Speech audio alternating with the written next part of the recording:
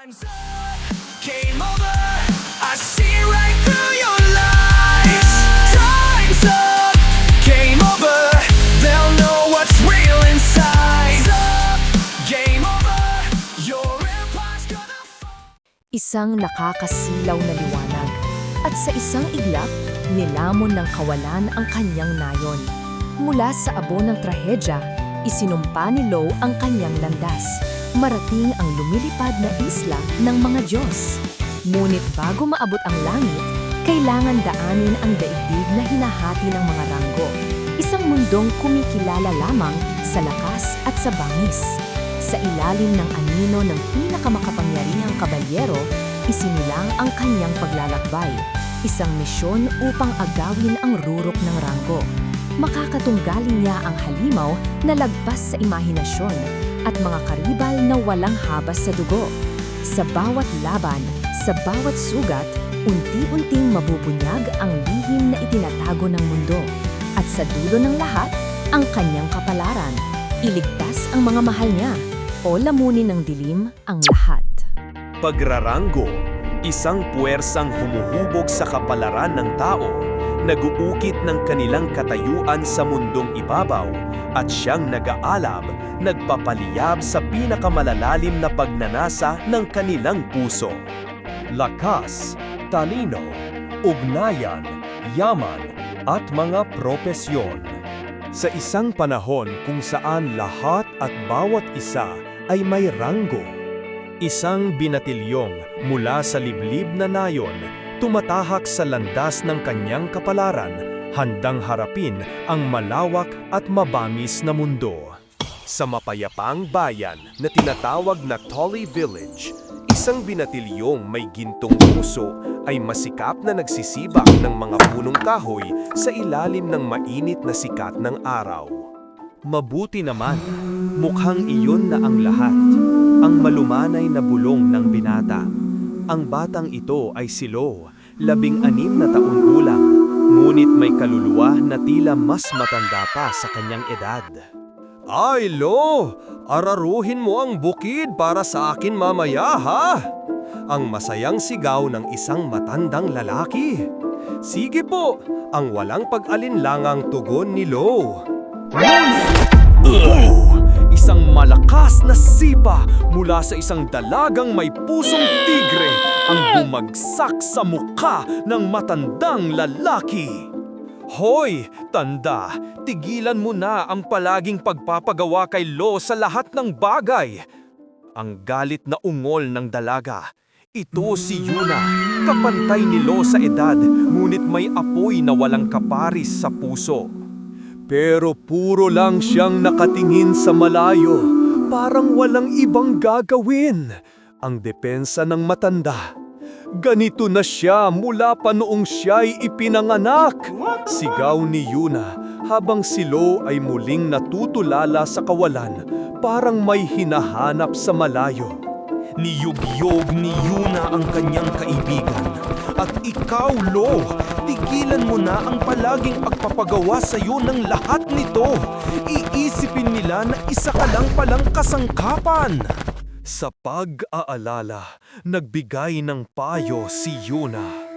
Diyos ko, alam kong mabuti ang puso mo, pero huwag mong abusuhin ang kabutihan mo.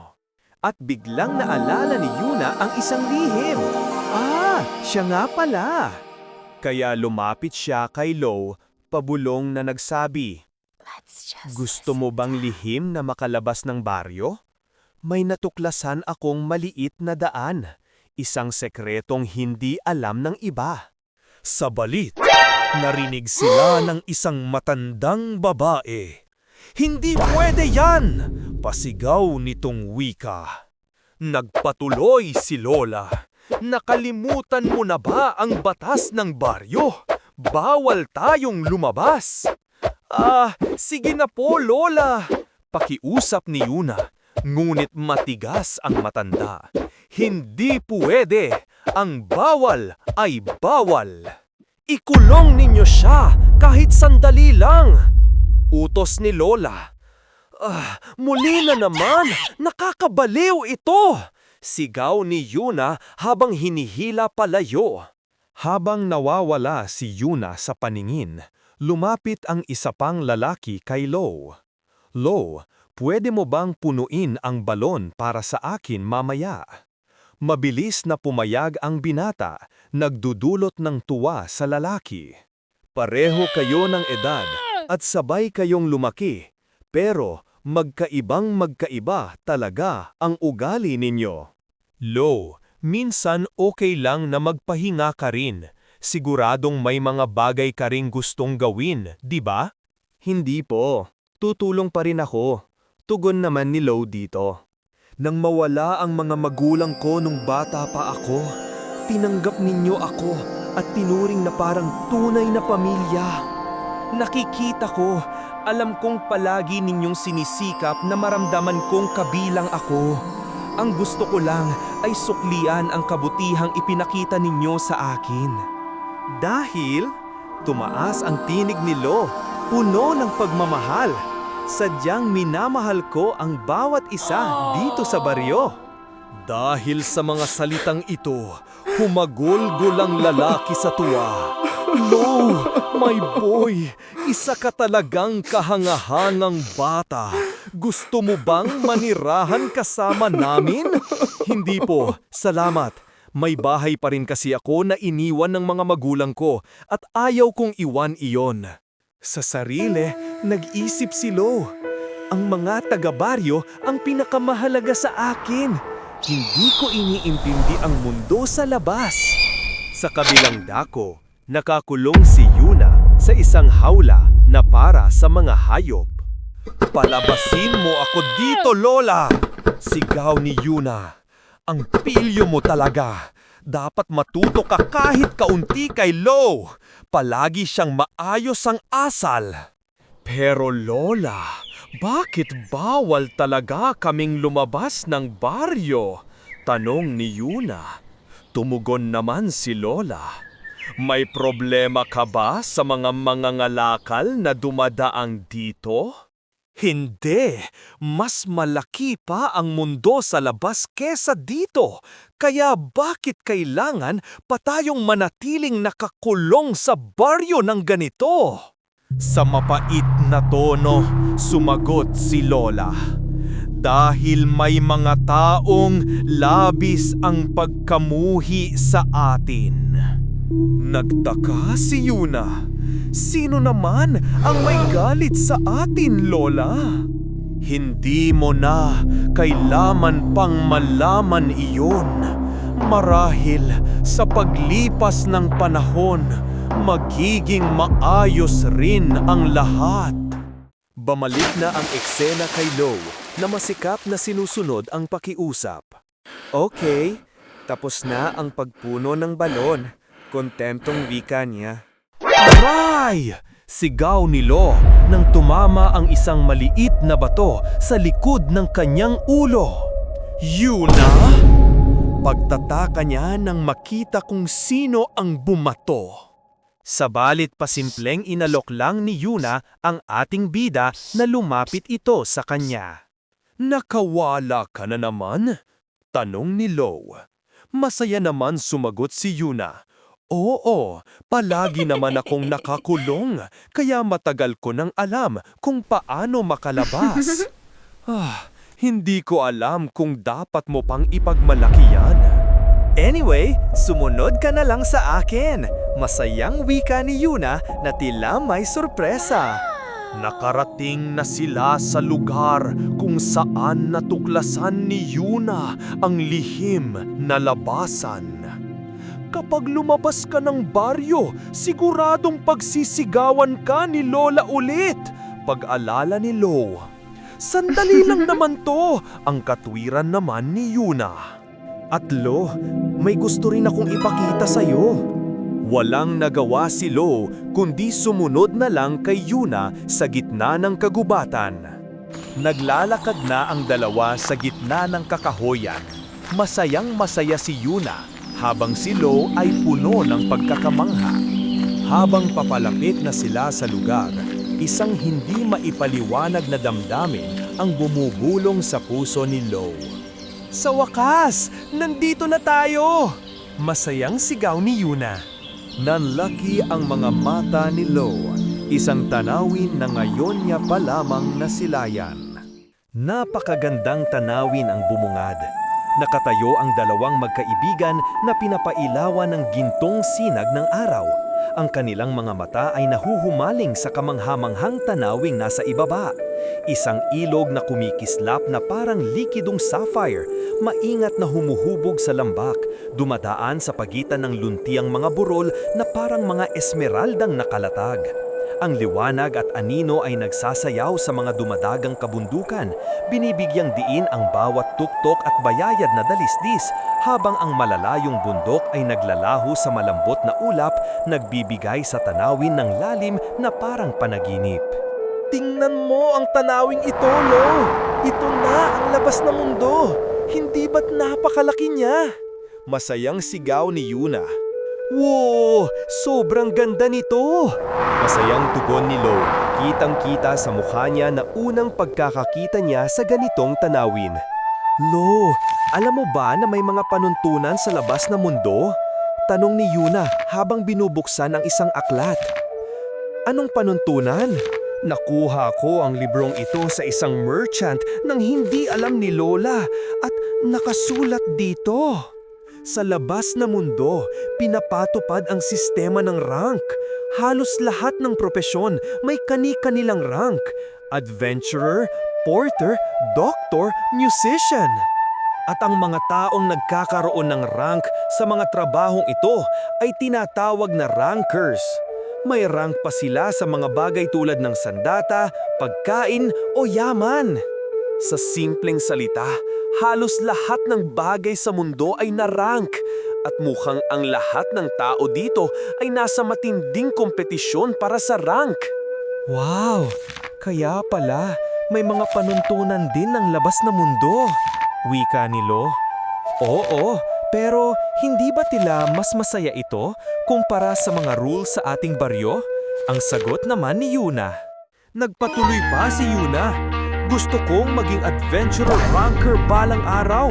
Tutuklasin ko ang mga hindi pa nakikilala, makikipaglaro at makikipagkompetensya sa mga kalaban mula sa lahat ng sulok ng mundo. At magiging adventurer na sobrang astig na hinahangaan ng lahat. Pero hindi tayo pwedeng umalis ng baryo. Yan ang rule. Malungkot na sagot ni Lo. Wala akong pake. Desidido na ako. Matatag na tugon naman ni Yuna. Kaya, inabot ni Yuna ang kanyang kamay.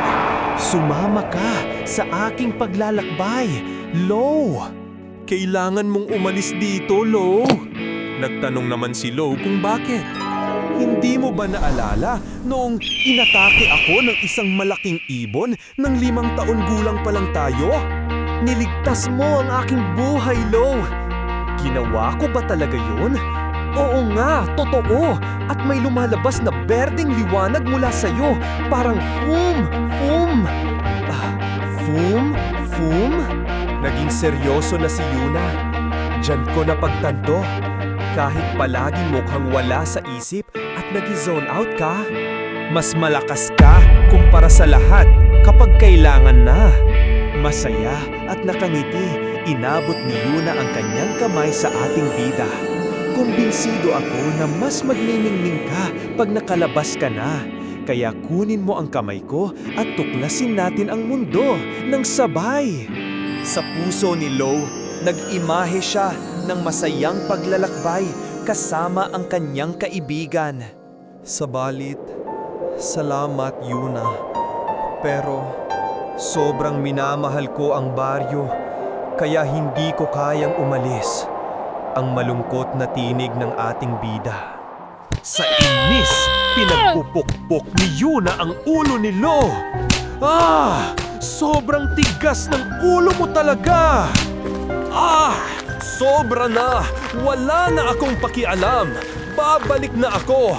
Manatili ka na lang sa baryo mo buong buhay mo kung gusto mo! Ang inis pa rin na wika ni Yuna habang ito ay papaalis na. Kita-kits, ang wika naman ni Lo. Salamat sa pagbisita sa Tambayan Toontime, munting tahanan ng mga kwentong para sa inyo. Habang minamasdan ang magandang tanawin, nag-isip si Lo. Si Yuna, aalis ng baryo? Hindi pa kailanman sumagi sa isip ko ito. Rankings, ha?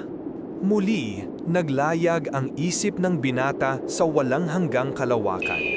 Parang isang kisap mata, lumipad ang oras sa kanyang paligid. Mukhang panahon na upang muling bumalik sa baryo, bulong ng ating bida sa sarili. Habang siya'y tumatayo, isang kakaibang hugis sa ulap ang humuli sa mata ni Lo. Nani? Bulong ng ating bida, puno ng pagtataka at bahagyang pangamba habang dumaraan sa itaas niya ang mahiwagang bagay. Ano ang bagay na yon? Bulong ni Lo habang dahan-dahang nabubuo sa kanyang paningin ang kakaibang anyo na naglalayag sa himpapawid. Ngunit sa isang kisap mata, nagtiyab ang dambuhalang nilalang. Bumuga ng liwanag at enerhiyang kumikislap sa kalangitan, parang kidlat na nagbabadya ng panganib. At sa isang bigla, kaboom! Isang napakatingkad na liwanag ang bumuga mula sa lumilipad na anyo nang ito'y bumagsak sa lupa, sumabog ng may lakas na parang tumubok ang buong kalangitan. Anong nangyari? Bulong ni Lo, nanginginig at natatabunan ng takot sa gitna ng kaguluhan. Talaga ba? Nawala na? Sigaw ni Lo, nanginginig at puno ng pagkabigla sa tanawing unti-unting naglalaho. Biglang sumabog sa dibdib ni Lo ang bawat tibok ng kanyang puso. Dala ang takot na walang paliwanag, na parabang ang hangin mismo ay nagbabadya ng panganib. Mabilis na tumakbo si Lo. Bawat hakbang ay puno ng pangakong iniyukit sa puso. Okay lang, lahat sila ay magiging maayos. Sa loob ng kanyang isip, patuloy ang bulong na puno ng pangamba at pangako. Yuna, Lola, lahat sila, ang baryo. Ngunit sa kanyang paningin, parang huminto ang mundo. Isang dambuhalang crater na lang ang natira. Bakas ng puwersang waring atomic bomb ang tumama sa baryo. Ano? Nasaan? Ang baryo? Sigaw ni Lo, nanginginig at puno ng pagkabigla. Hindi ito maaaring totoo. Yuna! Lola! Sumigaw si Lo, ang tinig na pilit kumakalas sa dibdib, naglalakbay sa wasak na baryo. Kung sino man, sumagot kayo! Sa isipan ni Lo, lumitaw ang mga mahal niya. Huwag kang mag-alala, Lo. Palagi akong nasa tabi mo. Hindi! Iyak niya. Halos bumiyak ang kanyang puso sa sakit at pangungulila. Hindi ka nag-isa. Simula ngayon, kami ang iyong pamilya. Sa sandaling iyon ay napasigaw si Lo. Isang sigaw na halo ng takot, hirap at pagkawasak ng kanyang puso. Hindi! Sumigaw si Lo. Bawat titik ng kanyang tinig ay puno ng bot at kirot habang bumagsak siya sa lupa. Tila tinatapunan ng buong mundo ang kanyang dalamhati. Bakit nangyari ito?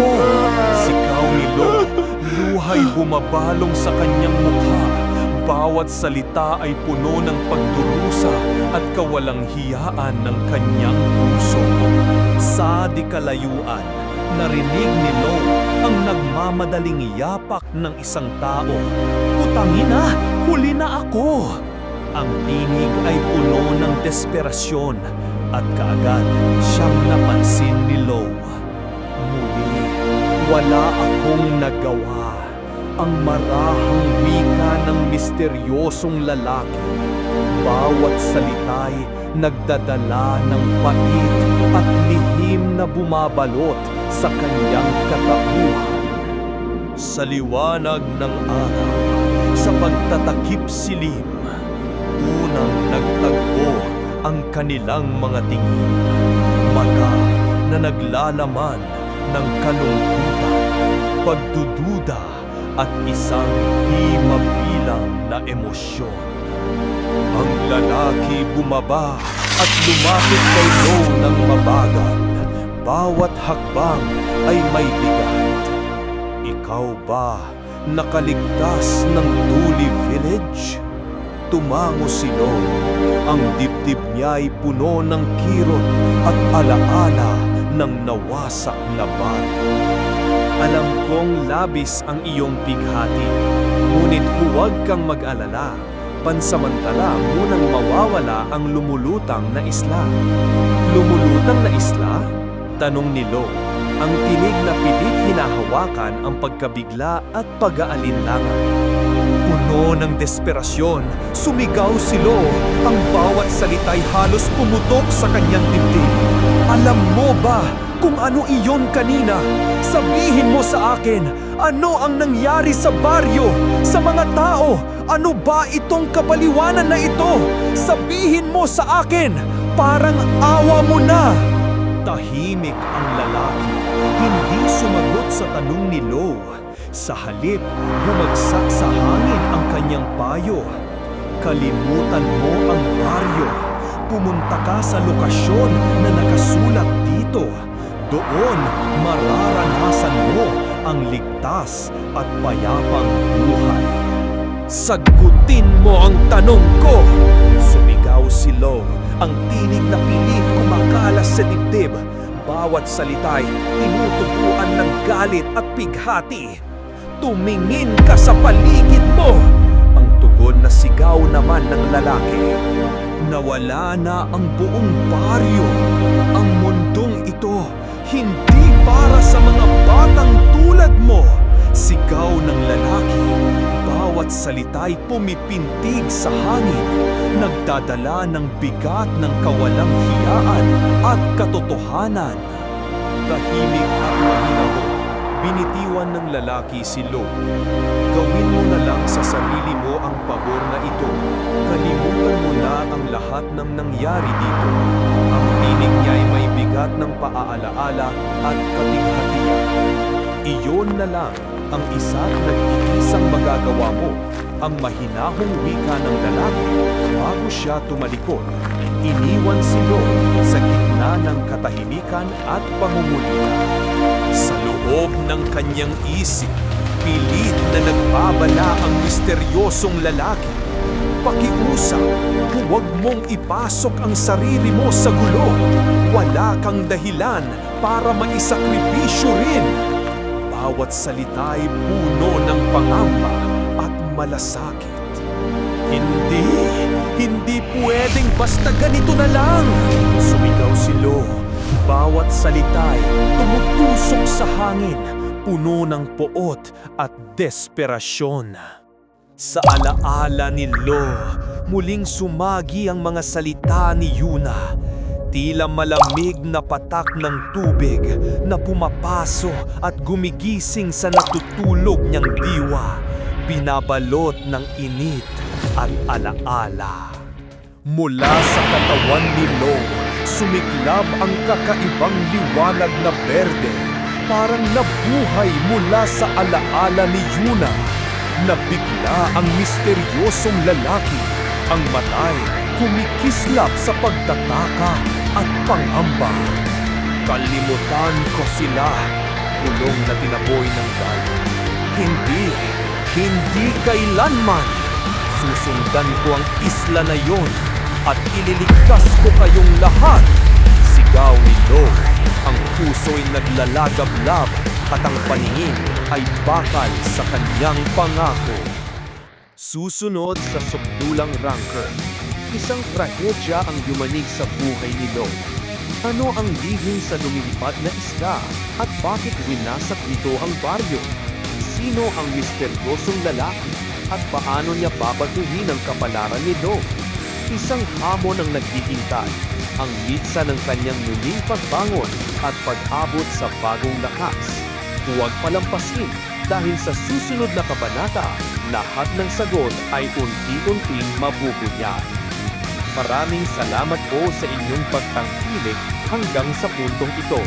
Kung nagustuhan ninyo ang kwento, huwag ninyong palalampasin ang mga susunod pang kabanata. Sama-sama nating masisilayan kung paano kaharapin ni Lo ang mga hamon at kung paano niya muling matatagpuan ang kanyang lakas sa kabila ng lahat. Before I finish this fight, quick plug, subscribe to my channel or you'll miss how it ends.